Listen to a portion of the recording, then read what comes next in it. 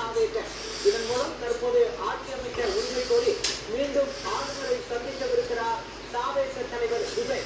விசிக நிபந்தனையற்ற ஆதரவை தெரிவித்திருப்பதன் மூலம் முதலமைச்சராகிறார் ஜோசப் விஜய்.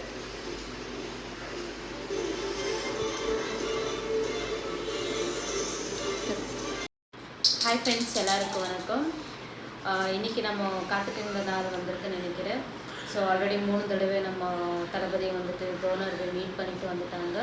ஸோ கடைசியில் 118 மேஜிக் நம்பர் இருந்தால் தான் ஆட்சி அமைக்க முடியும்னுட்டு கவர்னர் சொல்லியிருந்தாரு நம்ம தெரிஞ்சிருக்கோம். இப்போ கடைசியில் நமக்கு விசிக்கு சப்போர்ட் கிடச்சிருக்கு. ஸோ இப்போ அஃபிஷியலாக நியூஸில் அனௌன்ஸ் பண்ணிட்டு இருக்கிறாங்க, நீங்களே பாருங்கள்.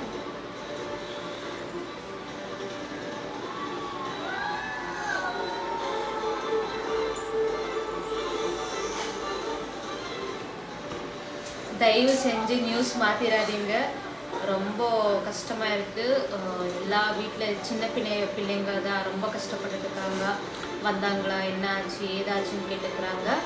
எல்லோரும் சப்போர்ட் பண்ணியிருக்கிறதுக்கு நன்றி. தேங்க்யூ.